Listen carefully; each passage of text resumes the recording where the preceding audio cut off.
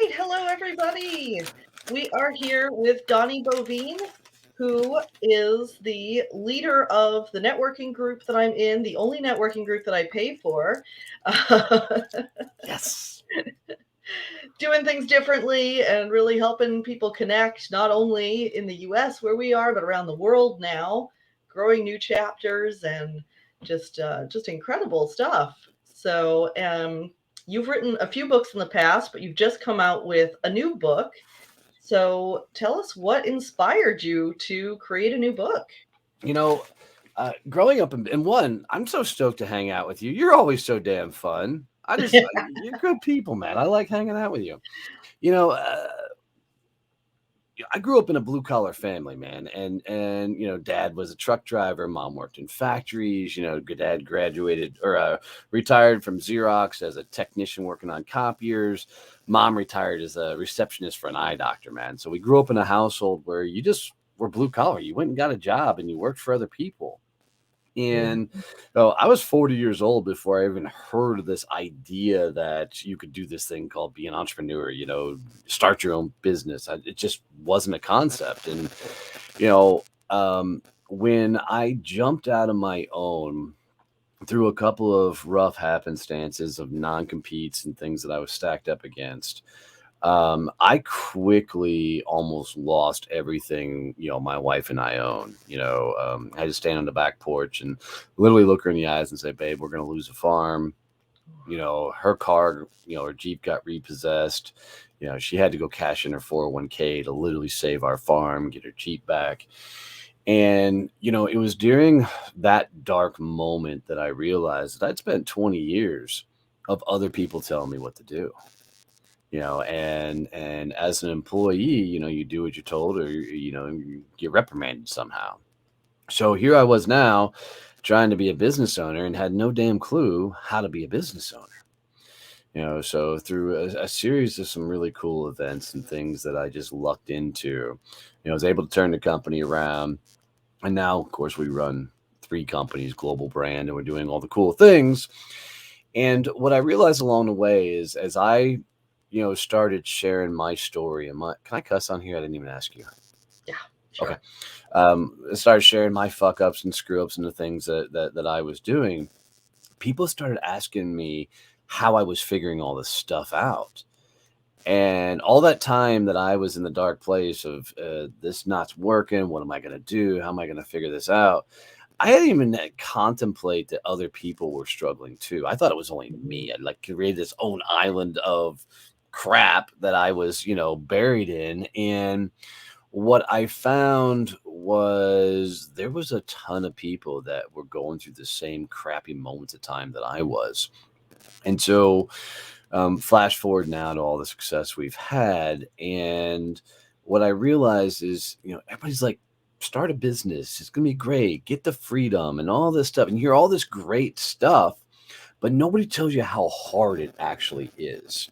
So when I sat down and write this book actually took me 3 months to write because I really wanted to be able to share the crap and the shit show that I went through. And then step by step, be able to teach people the things that I learned along the way to turn it around. I wanted it as a guidebook for people on their business journey. So no matter what they were struggling with in their business, they could grab that chapter and go to it. And some of the reviews and things that people have said, about the different chapters that they've really embraced has been a lot of fun. And I make offers for sure for people to come, join Champions Table and the things like that throughout it. But really, I just wanted people to get a no fluff, quick read or quick listen because it's out on Audible now, and be able to fix their business and actually create a company and not a shitty job for themselves. Yeah, I've definitely heard that before, that like when you realize that you're good at something and you're like, "Oh, I could do this thing. I could do this for myself." Like, great. And then you you think that all you need is to be good at that one thing that you're going to sell people, but you actually go into it without having any of those business skills. I'm sorry, I Yep. don't know why the audio is so weird. Technology has been very odd today. Oh, It for was cool sure. last book, and thank goodness it is now. But anyway, so yeah, people do. Um, go into it not realizing all of the different business skills that they're lacking, and that it's not enough to just know how to do that one thing that you're great at that people need, because you also have to know how to let people know that you can do it, For and sure. all those other aspects. For sure.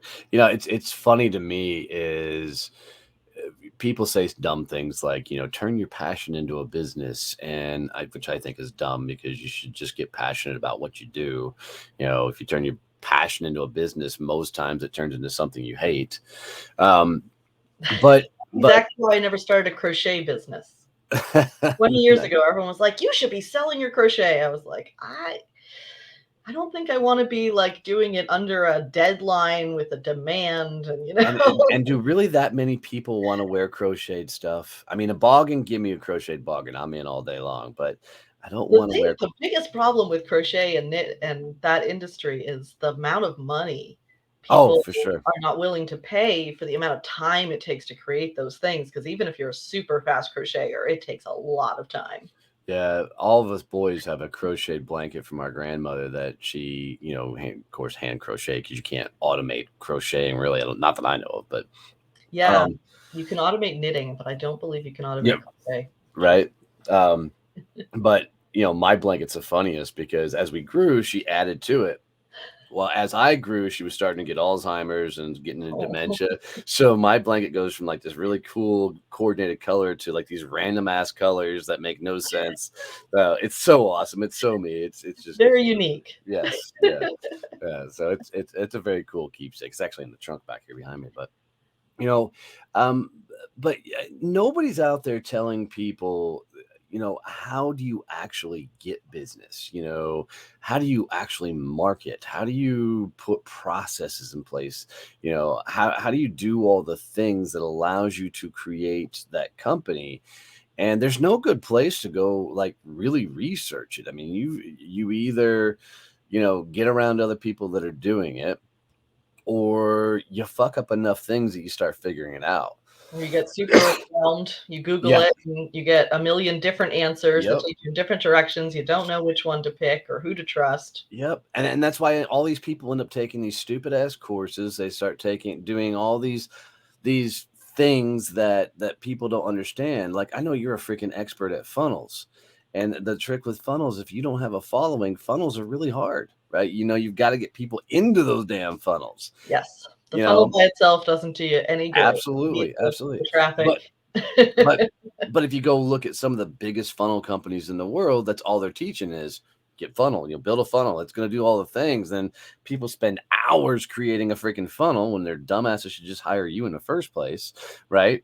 They do all this time creating the funnels, and then they put it out there and nobody buys it because they've done nothing to actually bring awareness to themselves, their brand, and what they're Yeah, doing. I had a client, like, the day after we published her landing page, she was like, "No one signed up." I was like, "Nobody's seen it." I think we Right? have this impression that when you press that publish button, it goes live, like, all of a sudden, everyone on the internet gets a notification that your website is live. Selfishly, I gotta be honest. When I launched my company, I really thought it was gonna be easy, and I was dumb enough to think, man, I'm gonna get my website put together. I'm gonna go get business cards, and dude, I I never said it out loud, but I really think I thought that the world's gonna be like, oh my God, Donnie, where have you been my entire life? And like the heavenly gates were gonna open up and clients were gonna come flooding in. It was a rude awakening. I realized really quick, nobody had a damn clue who the hell I was, Mhm. and that was an odd place because in my local city, I was pretty well known because all the networking and things I've done. But out there in the real world, beyond just your city, nobody had a clue. So I had to get to work figuring out, how do I get my personal brand? How do I get my company brand out there in the marketplace? And, you know, to your point, I got two master's degrees, one in Google and the other's in YouTube. And there's an overwhelm of information out there. So, I mean, truthfully, on the book, I really hope that I was condensing everything down into one schematic. Go this direction. And then I'll tell everybody all the time, never let anybody tell you how to run your own business. It's your business, right? Yeah. Take the information you get, formulate it into so you can grow. And if my way of doing things is the way to do it, fucking cool.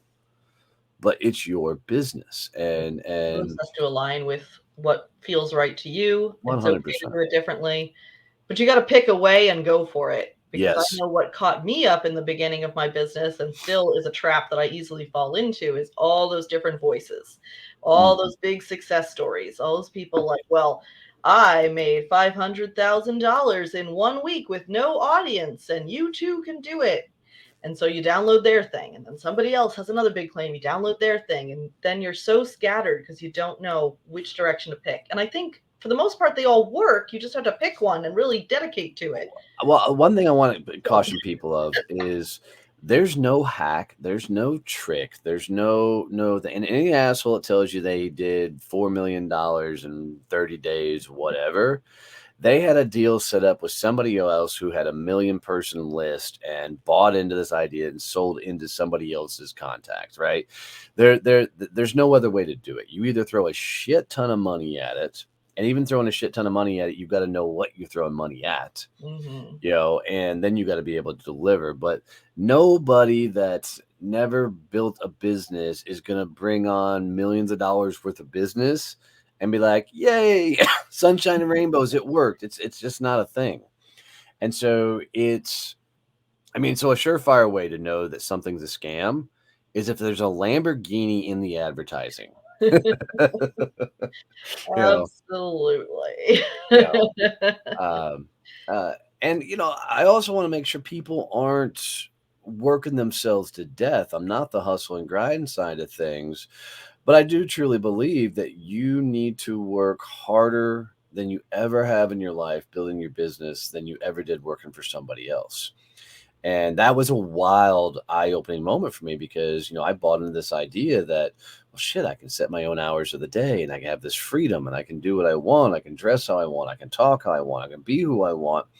And all that shit's fine and good, but you still got to go get the business. And nobody's out there telling people that, look, you got to go sell.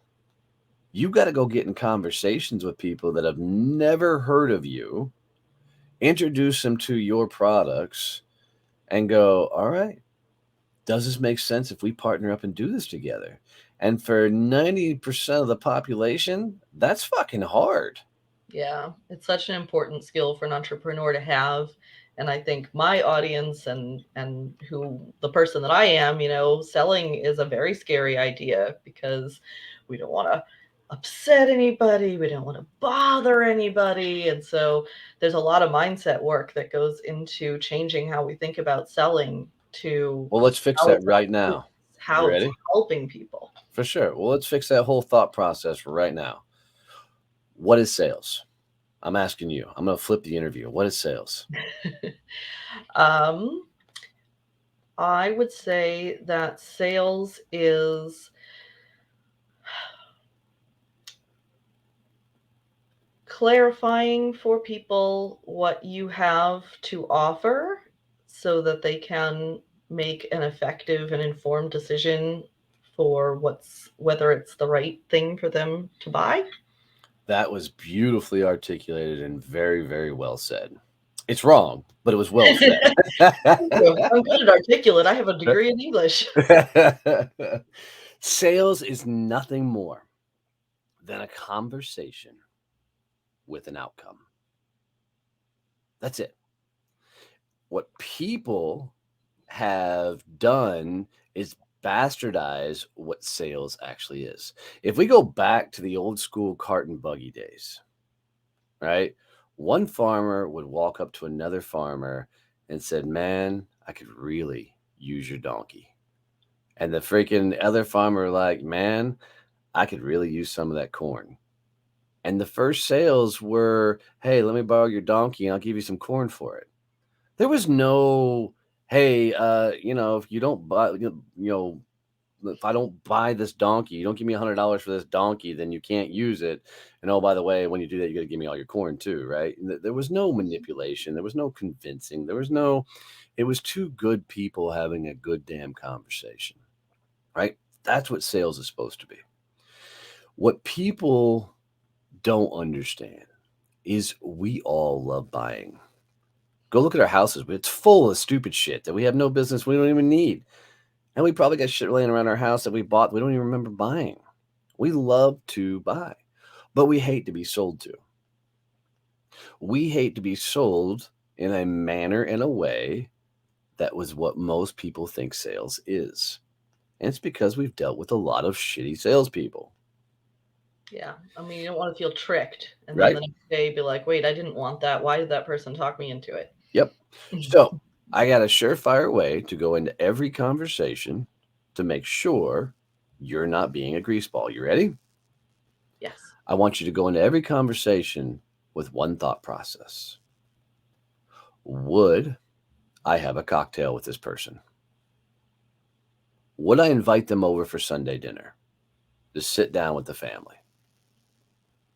Now, somebody you just met, what do you have to do to be able to invite them to do Sunday dinner with the family in your house? What would you have to do? What would have to change about the dynamic of that conversation if you were talking to them? And it's everything, right? Yeah. Be a lot more getting to know you and your values and just what you love. Now imagine doing that on a sales call. Okay. It starts changing the dynamics. The second thing you have to understand is what does any person have to be able to be a yes for you? Okay. They've got to be able to invest the time. They've got to be able to invest the energy. They've got to be able to invest the money. They've got to have the desire to do it. And you've got to be able to want to invite them over for Sunday dinner. Okay. Now, if you know all of that going into a sales conversation, you get to spend the entire time uncovering those things. Do I like them? Do I think they'd invest the time? Do I think they'd invest the energy? Do I think that, they would actually have the desire to do this? Could they do this? Can they afford this? And if you come at it from that perspective, from genuine curiosity, you will never, ever, ever have to ask for the sale. You will never have to have a pushy close. Because more often than not, you're going to find that one, they probably can't afford you. Cool. Then why would I make an offer to somebody who can't afford me? Or two, if you've had the great conversation, they're going to be like, holy shit, how do we get started? The greatest sales in the world are when people look at you and go, Carolyn, I don't know what the hell I just bought, but I am so excited to get started. And it's real when you have real conversations. Like, for instance, when you got into SCN, Success Champion Networking, do you know what you were getting yourself into? Not really. But you got in, huh? Erin told me to join, so I did. Right, right.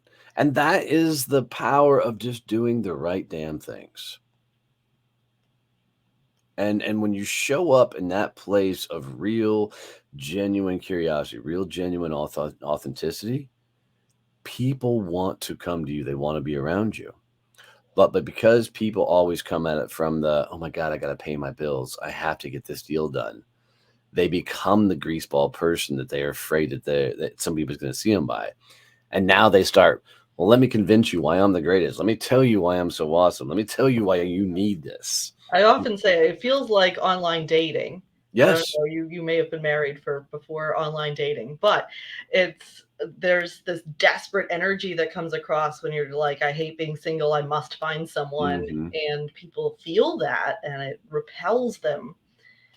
Yep. But when you're just like, this is me, this is who I am, and I would love to like have enjoyable evenings with other people, it's just like that. It's a Yep. very different energy that comes to it. Absolutely. And it's fun when you watch people step into that energy because their conversations and dynamics change. Now, for people who may be listening or they see it later, they're like, well, that's great, Donnie, but I really do have to pay my bills. I'm like, cool. Sometimes you got to eat some shit. Sometimes early on, you got to take on the crappy clients. Where most people then screw it up is they get the crappy clients and they don't go get any more. So now they're stuck with the crappy clients because that's the only ones that are doing. What you need to do is get the crappy clients, go meet new people, get in the game, go have conversations. Keep that pipeline going. Yep. I've And definitely then had that problem. That's where you get the up and down and up and down. until your company hits $100,000, you will always be the salesperson, right? And even after $100,000, the hardest amount of money to hit is your first 100,000. Absolutely, the hardest amount of money to hit. Going from $100,000 to $1 million, second hardest thing to do. Because that first 100,000, you start learning all your processes, your systems. Going towards that $1 million, now you're trying to figure out how to duplicate those systems and bring on the teams and doing all the things, right? But going from 1 million to 10 million, that's not a big leap. That's not a big jump. The first struggle is the early on struggles, and it's because the biggest thing you have to do is evolve to become a business owner. So this is a question that I would love to get your insight on. Sure. As somebody who does not love sales, and I would love to pass on the sales to somebody else, but I don't know how possible that is as like a solopreneur, an entrepreneur. I feel like those conversations have to happen with me because I'm the person, that they're buying. They're not really buying the product. They're buying Well said. the experience of being in relationship with me. So I don't see how people kind of pass that off to someone else. Anybody who attempts to, in my opinion, is absolutely dumb. And here's why. Until you've hit that first $100,000, you don't know how to sell your services. So the minute you bring somebody else on to try and sell, you're going to be disappointed in the results they get because they can't sell you. Mm. And that first $100,000, they're buying you, right? For sure. So the trick I always tell people is, okay, cool. Go hire a salesperson. How does that salesperson make $100,000 working for your company? And they're like, sell a lot of things. Right? It's always the answer. Sounds like it. Right? I'm like, cool. When they come to you and say, man, I'm having all these conversations that are not working, how are you going to coach them? How are you going to mentor them? How are you going to tell them what the behaviors and habits are to be able to sell your products best? And they're like, well, they're the salesperson. They should know how to do that. I'm like, right. And they're going to go to the next company that can teach them how to do it in their world. And they're going to go sell for them. Right? Salespeople are out there to make money. And if you can't sell your stuff, they're not going to come on board because you don't have a process and system that they can follow to be successful in your business. And those are great questions to ask yourself because you're the salesperson in your business right now. So how are you going to coach them? Now do that to you. Well, and what I tell everybody is to figure out your sales process, right, is really, really, really simple. Well, let's break it down this way. I think people would like it. So nobody has a sales problem, right? Because sales is that final conversation, right? So it's most people, if they can get in front of the right people, they can have a really good conversation and usually figure out how to do business with somebody, right? It's really, really simple. It's getting to that damn conversation. That's what everybody struggles with. And that's all the business development stuff, right? So nobody has a sales problem. They have a business development problem. So what I tell people is you got to have 3 business development behaviors going at all times. The first one, warm conversations, right? Something that gets you into warm conversations, face to face or belly to belly, Zoom to Zoom, with people on a weekly basis. So that's your networking, that's your, Zoom events, it's going to your conferences, your trade shows, anywhere you can get to meet warm new people. Your second one is your cold outreach. And that's exactly what it sounds like. A cold call, cold email, DMing on social media, your freaking direct mail, going door to door, whatever, all those cold outreaches. And then the third one is your passive marketing or hand raising. It's your social media. It's your, being on podcasts. It's anything that you can do where people can potentially hear your message and raise your hand and go, hey, I'm interested in learning more. You need to have one activity going in all 3 of those categories at any given time. Okay. Now, what I would tell people is you pick one out of each one of those categories, and yes, you must pick one out of all three categories. Then you look at it and go, okay, if I had a salesperson working for me and I was going to pay him $4,000 a month, the equivalent to $48,000 a year base salary, inside those three activities, what would they have to actually do to justify that base salary of $4,800? And most people come to the realization they're like, well, they better be doing $8,000 to $10,000 worth of work. Cool. How do they do that? And if you go in and you figure out the metrics and the cadence of those activities to get to that kind of revenue, one, you'll build a six-figure business. But two, when you're to the point of somebody coming to work for you, you can actually teach them how they can duplicate the process because you've got the systems in place. Right? And I would tell everybody, you want to figure out if you're doing enough from a business development standpoint. Take that same person that you're supposed to be paying $4,800 a month to, and then ask this question. If they were performing their business development behaviors to the level that you're currently performing your business development behaviors, would they still have a job? Right? Because people come to the realization real fucking quick that, yeah, I'm not doing nowhere near enough of this. It's a good tell. It's a really good tell. You know, I read something in one of Russell Brunson's books last night that gave me a new idea about the cold messaging, because I'm sure that you're not surprised that that's the one that holds me up the most. And I really liked his idea of the cold messaging going to the people who have the audience that you're looking for. So rather than directly going to the people who might be your clients, going to the people who have the ear of those people who are your clients and starting relationships with them. And that felt like it would be an easier way to not come across with that desperate energy in doing a cold message. Because I think when I get cold DMs, it's so often like it really feels like, okay, here's everything I offer. You have to get it. You must. You really need it. And we don't want to do that. Well, I agree with him, which is unusual because I don't always agree with Russell. Same. Right. But the second portion of that is if you're getting cold DMs that make you creep the fuck out, they're shitty DMs. Right. They're poorly done, that's for sure. What you're going to start hearing inside of SCN is we're going to really start pushing the concept of introductions are better than referrals. And here's why. Referrals tend to lead to a one-time transaction, one-time sale. It's a beautiful thing, right? Referrals are a lot easier deals to win. But the right introduction can lead you to thousands of referrals and transactions and the likes, right? And we're going to get people to start understanding exactly what you just said was instead of at the networking, groups, instead of saying, I need to meet this person because they may want to do business with me, you're going to start really talking more about, I need to meet this person because they have the clientele that align with the people I want to work with. Yeah.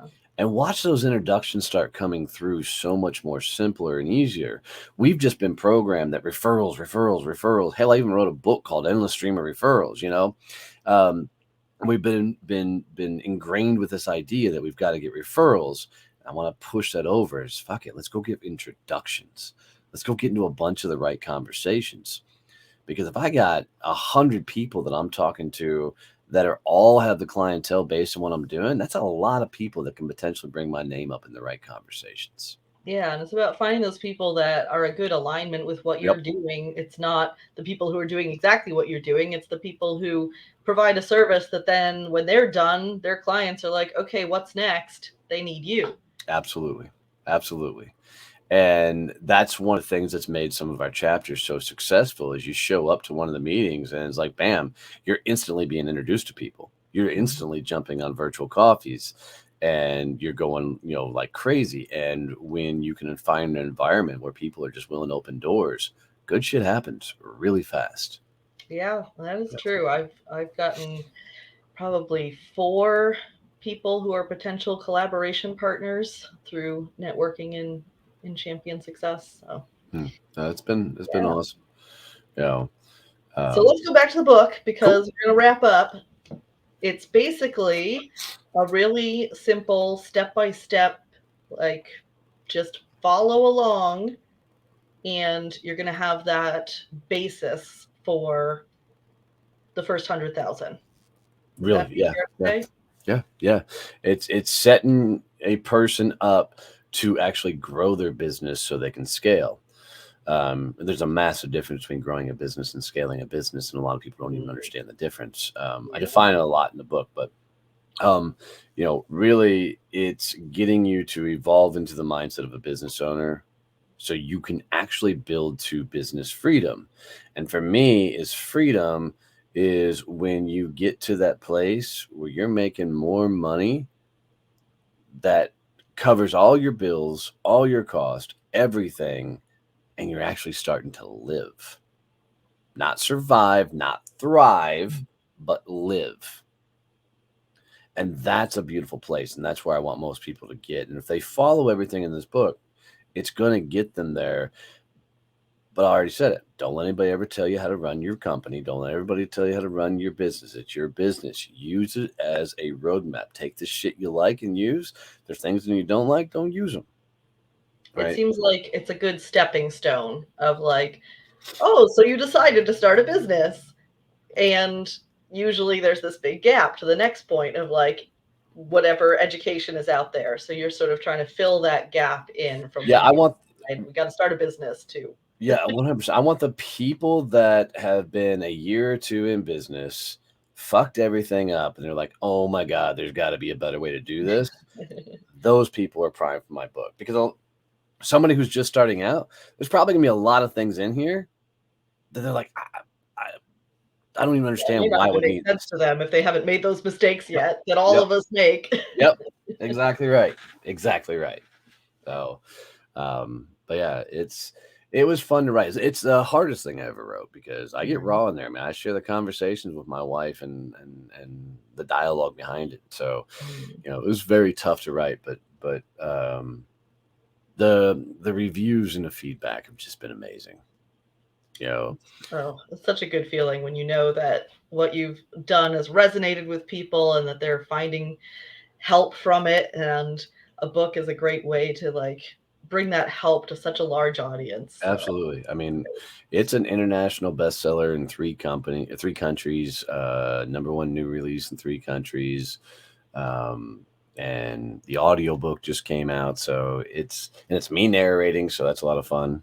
oh, So read by the author is always best. I agree. I agree. Unless you're gonna hire like an entire Broadway cast, like if you've never listened to Lion, the Witch, and a Wardrobe, they actually do it with a Broadway cast, and it is fucking brilliant. Oh wow. Yeah, I might have So to check that yeah, out. it's really Well, the good. link to the book is in the description, so everybody can check that out. It is quick to the point and it's not going to take you a week to read. So that is also very good.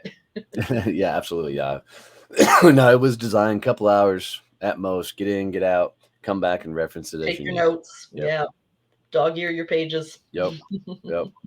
And if you ever see me in person, just bring it. I'll write a message in there. Aw. And I'll do a favor for anybody who's listening to this or sees it in the past.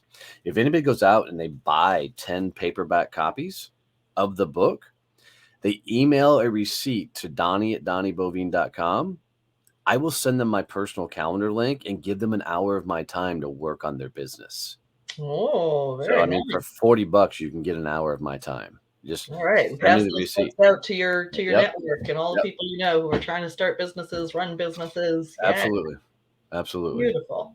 So, All right. Well, thank you so much for making the time to come on absolutely, the girl. show Awesome. Love hanging out with you. here. All right. See you next time. See you. Bye.